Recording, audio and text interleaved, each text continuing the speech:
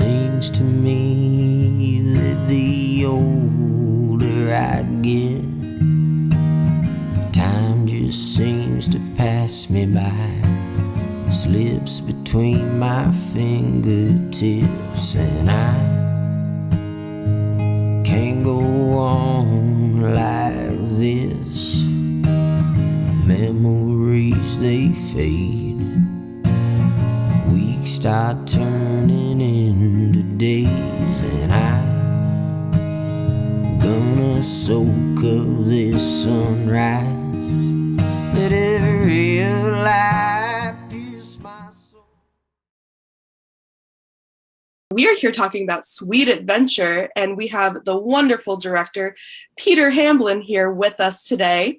And congratulations on being nominated for 5 awards. You were nominated for Best Surf Film, Best Cinematography, Best Experimental Surf Film, and Best Travel or Road Trip Film, and Best Editing. What a sweet adventure it is to watch this film.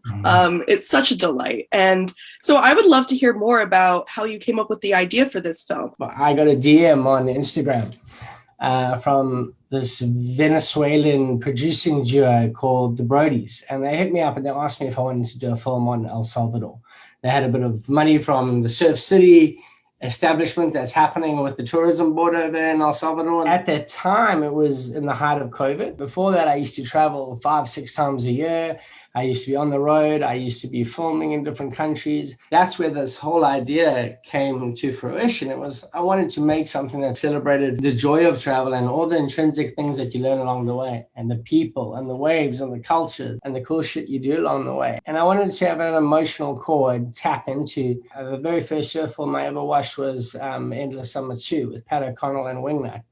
And that was the first thing I saw in cinema.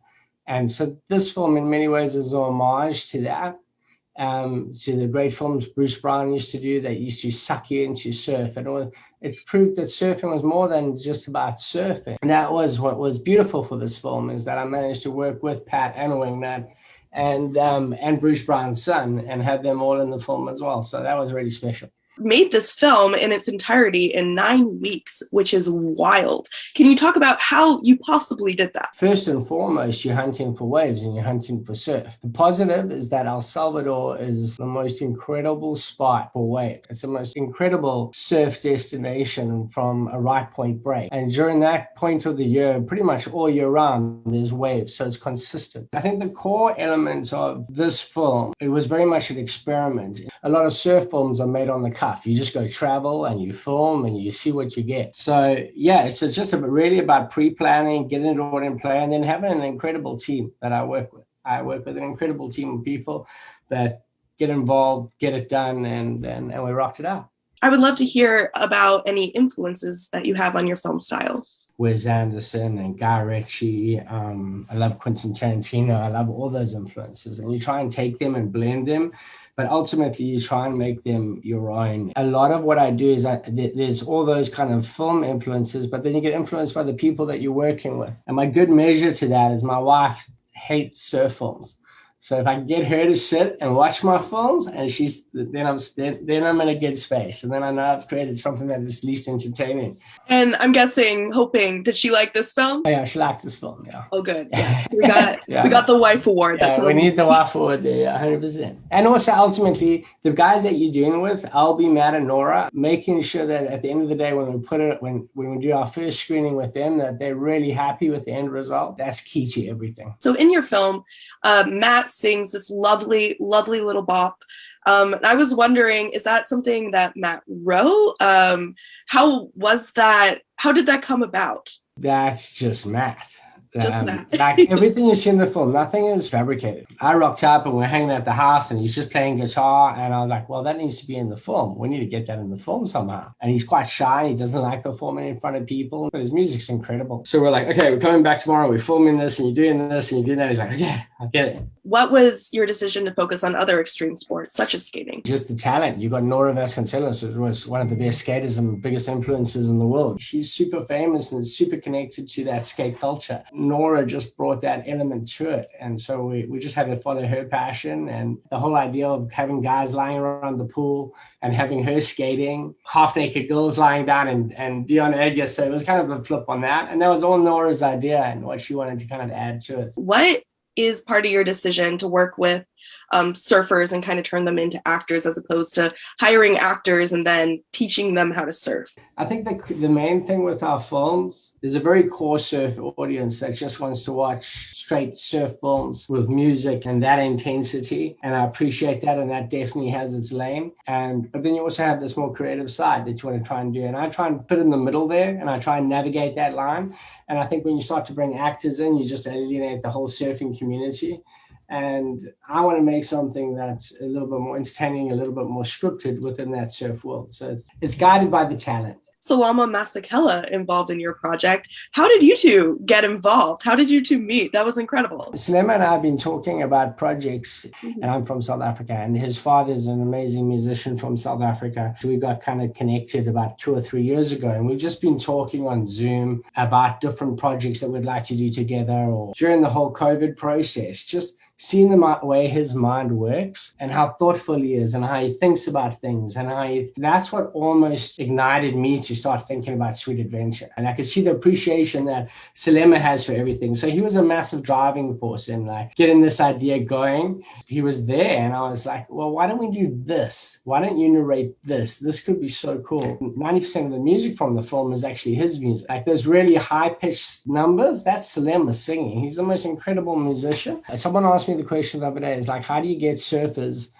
to act? And I don't think we do get surfers to act. What we do is we find a great synergy between a good narrative, a good narrator, surfers reacting to the narrator. That's what makes it work. And in order to do that, you need such a strong, powerful voice that can hold it. And that's what Salema does. How much did Salema inform the narrative of the film?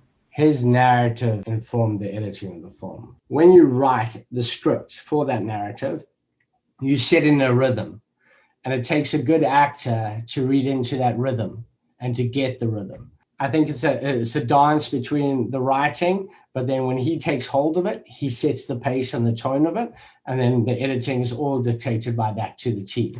Editing is a critical part of that directing process, and timing is absolutely everything. How much of your day-to-day work infuses your filmmaking? There's something beautiful about the long form and curating it, and what you think might be the story and on the script, when you get into the edit room, kind of changes and adapts, especially once you filmed it and people have reacted in different ways. So there's a lot more room to navigate and massage a film. Whereas in short form, it's not as much. You really kind of dictated by your shots. Peter, your cast is very humorous. How much of it is them, and how much of that humor came out in the editing? I think it's them. It's all in the casting, right? But then again, it's not necessarily in the editing as much as it is the dance between the narrator and them reacting. That's what makes it humorous. It's their humor. I'm not making up their humor. I know Albie hates to dance, so it's him. That's what's funny about Albie. But you give him a few drinks and then he's into it. And that's kind of what we did on the day. On the day, he rocked up on set and we fed him a few drinks and he was getting into it. And he didn't really want to dance, and then he was dancing at the end of it. Were there any obstacles that happened during filming? Nothing was a hurdle. We were just so stoked to be out in the world, and it was actually the easiest filmmaking process I've had and the most enjoyable filmmaking process I've had. The only hurdle that we nearly had is Albie nearly fell out of a helicopter. He didn't have a seatbelt to put on, and so we banked for a bird. And then he grabbed and literally held himself in the helicopter. But that was his choice. I said to him, bro, we'll put one on. He's like, no, I'll be fine. I'll be totally fine. And he's a whole man and crazy as nuts. He didn't fall out. He like caught himself. And you've seen those big choppers. He caught himself, but he was on the side seat. And when it banked, he literally just managed to catch himself and reacted. What's your next film? My first scripted feature at the moment, which I'm working on, which is more around music and characters that are caught in a world where music is shunned upon, and people trying to find their place in the world in that space. And it's a father-son relationship in that. And I'm 60 pages into probably 120-page scripts. So it's quite a process. And yeah, writing is challenging. You need to be in the right mindset and frame in order to get it out. But when you when you are there, it's a beautiful process. So we'll see. Any biographical information in the script that you're writing about the father and son? My relationship with my dad, used to run orchestras in South Africa, and he was very much caught into symphonic music and kind of shunned against rock music, didn't really understand it. So I think that's the premise of it. But then he grew to love rock music, and there's like a coming together in that space. So it's loosely based on that. And I think you do write about the stuff you know and the worlds you know. So, yeah. Was that always the opening that you expected? Or did you have a different opening and not have Salima Masekela as the opening? It's always Salima was in my mind who would narrate it and rock it, because he's such a core influence in surfing and in empowering in surfing at the moment. So if you talk about the opening line, that's done by the host of the evening. Yeah. That opening line, which I love, here's something sweet, shitty's delicious, that we were just trying to think about, hey, how can we make this super abstract? And it was right there. I was talking to my mate, Mike, who is the actor. And I was like, oh, yeah, let's do this. Say this, just say this. And so that was that first opening line, that was off the cuff at that beat there. Folks from South Africa and Australia talk about how surfing was their life. In South Africa, a lot is centered around surf and the beach in general and the ocean in general, from fishing to surfing. I lived across the road from the beach. It's incredible. And I think what I've realized is I now live in London and I'm very kind of removed from the ocean. And it's something that I need back in my life. And I think that's what draws me to make these films, because it allows me to reinvest my time into it.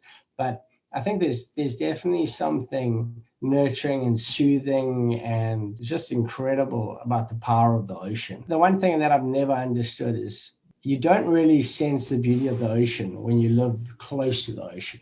You only really see it when you live on the ocean. So if you live 5 roads back and you're not watching the ocean all the time, you miss those magic moments. And that's something that I realized by living in South Africa and where I was, because the sea changes and it evolves constantly throughout the day. And there's those magic moments where you like grab your mate. You're like, hey, dude, it's on now. Let's go. And you're in.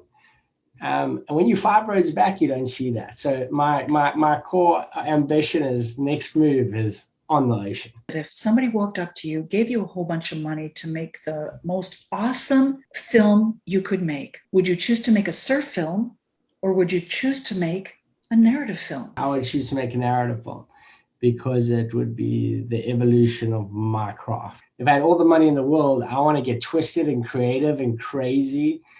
And I want to put that into a totally scripted, fictitious world. Where would I shoot it? Maybe Cuba, and it'd probably be the story I'm working on at the moment, because that's what I'm passionate about and that's what I'm excited about. What famous surfer inspires you the most? I would say Pat O'Connell. Pat O'Connell's from Endless Summer too. He used to be a pro surfer on the world tour, and he just leads with energy and love and craziness. When I started my film career, I did a short series on Bob Hurley. I remember going onto the Hurley campus and walking on there and being totally confused why everyone was so happy. I just come from London where people push you and don't want to talk to you and everything, and everyone was so happy. I turned to Pat, I was like, Pat, what's this about? He's like, it's Bob. Like, the energy that Bob gives off is incredible, and that's what this is. Yes, it was the energy that Bob gave out, but it was also the energy that Pat gave out. And he gives out this incredible energy. And since day one, he's been in each and every single one of my films. Mm-hmm. So in my very first film, Let's Be Frank, we killed him. I don't know if anyone's seen that film, but go watch it. It's fun. We assassinated Pat O'Connell in that film. I think it's a great assassination scene. You should watch it. That film was all about me experimenting with like fight scenes and sex scenes and assassination scenes and everything. Go watch it. And then in Riss, he's a commentator in Riss. And then again in this film, I got to have him and Winglet together. So yeah, I'd say that's the one guy I really respect and appreciate. I love. What have you learned about yourself through the making of Sweet Adventure? That I didn't appreciate life as much as I should have before COVID. We lose that sense of appreciation quite quick.